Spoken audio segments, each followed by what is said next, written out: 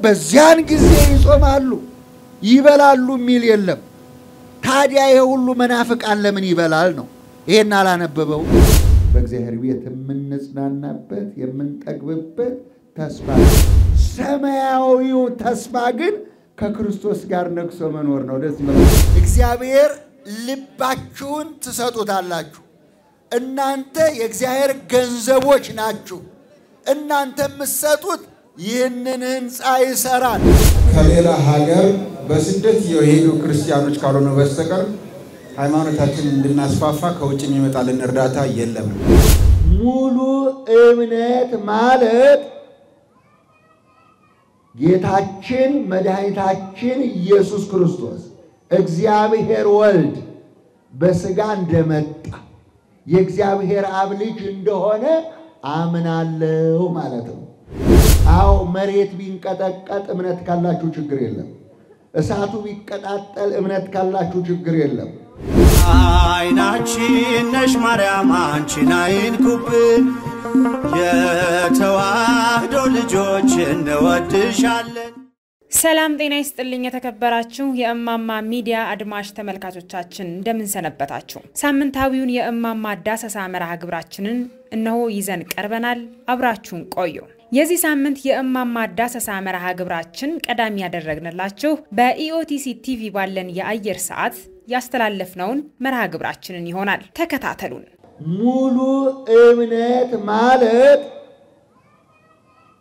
ጌታችን መድኃኒታችን ኢየሱስ ክርስቶስ እግዚአብሔር ወልድ በስጋ እንደመጣ የእግዚአብሔር አብ ልጅ እንደሆነ አምናለሁ ማለት ነው ከእግዚአብሔር የተወለደ ዓለምን ያሸንፋል ይህ የዓለምን ሁከት ያስወግዳል ዓለም አሁን በሁከት ውስጥ ነው ያለው ዓለም አሁን በሽብር ውስጥ ነው ያለው ዓለም አሁን እምነት አጥቷል ዓለም አሁን ችግር ውስጥ ነው ያለው ይሄንን ጸጥ የሚያደርገው ይሄንን የሚያስወግደው ደግሞ እምነታችሁ ነው ይላል አው መሬት ቢንቀጠቀጥ እምነት ካላችሁ ችግር የለም እሳቱ ቢቀጣጠል እምነት ካላችሁ ችግር የለም ስለዚህ አመነ ተጠመቀ ሲባል እግዚአብሔር አባት ነው እግዚአብሔር ወልድ ልጅ ነው እግዚአብሔር መንፈስ ቅዱስ ራስ ነው ብሎ ማመን ያስፈልጋል በመቀጠልም በአዲስ አበባ ሀገረ ስብከት ቀጨኔ ምዕራፈ ቅዱሳን ሰገነት ቅድስት ኪዳነ ምሕረትና አቡነ ዜና ማርቆስ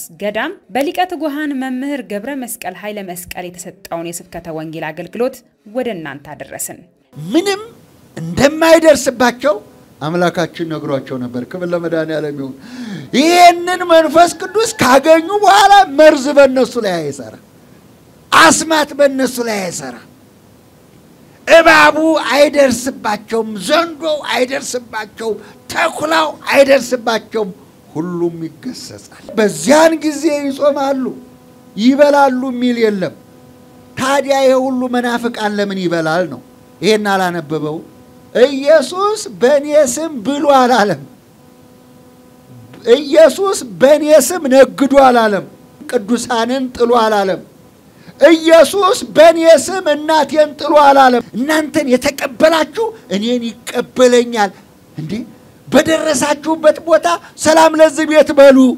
በደረሳችሁበት ቦታ ሰላም ለዚህ ቤት በሉ ሰላማችሁን የሚቀበላችሁ ቢኖር ሰላማችሁ ይደርበት እኮ ነው ያለው ክብር ለመድኃኒዓለም ይሁን የነዛ የሐዋርያትን ሰላም ይደርባችሁ እኮ ነው ያለው የማቴዎስ ወንጌል ምዕራፍ 17 ቁጥር 21 ላይ ይህ አይነቱ ያለ ጾምና ያለ ጸሎት አጋንንት ከናንተ አይወጣም 24 ሰዓት የሚበላ እንዴት ይድናል እንዴት ከዛ አጋንንት ሊያመልጥ ይችላል ያለ ጾም ያለ ጸሎት አጋንንት ከናንተ አይወጣም ይችን በደም ያዟል ሌላው እንዲሁ በአዲስ አበባ ሀገረ ስብከት ቀጨኔ ምዕራፈ ቅዱሳን ሰገነት ቅድስት ኪዳነ ምሕረትና አቡነ ዜና ማርቆስ ገዳም በሊቀ ትጉሃን መምህር ገብረ መስቀል ኃይለ መስቀል የተሰጠውን የስብከተ ወንጌል አገልግሎት ወደ እናንተ አደረስን ተከታተሉን ሰላም ለዚህ ቤት በሉ ሰላማችሁን የሚቀበሏችሁ ግን ሰላማችሁ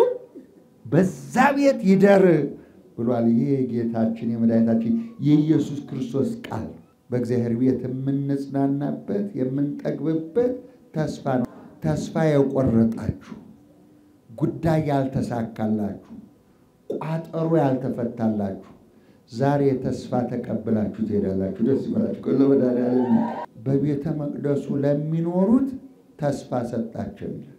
ከሞት በኋላ ምን አለው ሰው? ሕይወት የሚባለው ደግሞ ተስፋ ይባላል። ምድራዊ ተስፋም ይሰጣል እግዚአብሔር።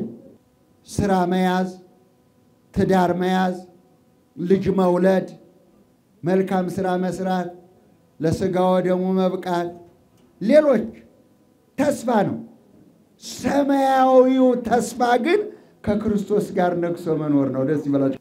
ራዕየ ዮሐንስ ምዕራፍ 12 ቁጥር 7 ላይ ታዩታላችሁ። ያን ከሳሹን ታዩታላችሁ።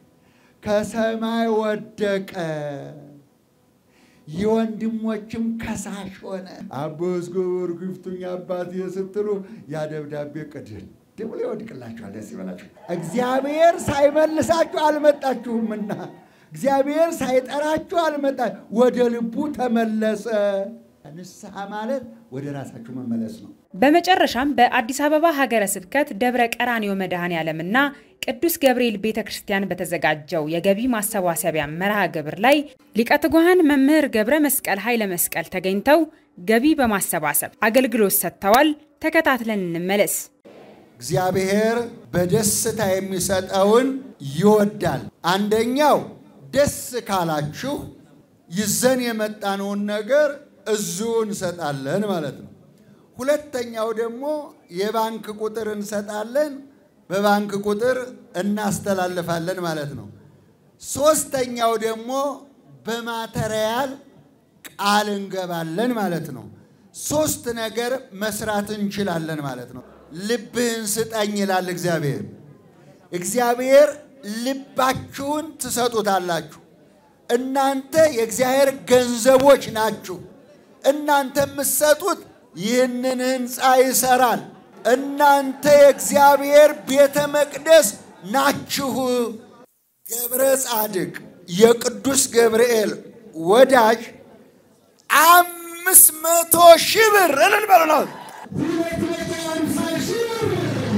መምህር ፋሲል ሁለተኛውን አስተላልፈዋል። ፍቅረ ዮሐንስ 125,000 ብር እንዲሁም ሊቀ ማእምራን የማነ ዘመንፈስ ቅዱስ በዚህ የገቢ ማሰባሰቢያ መርሃ ግብር ላይ የተገኙ ሲሆን ያስተላለፉትን መልእክት በጥቂት ወደ እናንተ አደረስን። ተከታተሉን። እኛ ከሌላ ሀገር በስደት የሄዱ ክርስቲያኖች ካልሆነ በስተቀር ሃይማኖታችንን እንድናስፋፋ ከውጭ የሚመጣልን እርዳታ የለም። እኛ ከ10 ሳንቲም ከ5 ሳንቲም እስከ ሚሊዮን ድረስ ቅድም እንዳየነው እንደየተሰጠው በሚደረገው አስተዋጽኦ ነው ሁሉም አብያተ ክርስቲያናት የሚገነቡት። የሃይማኖት ስራችንን የአምልኮ ተግባራችንን እያጠናከርን ያለነው በዚህ አግባብ ነው እና ትንሽ ያለው ሰው ያለውን ይሰጣል።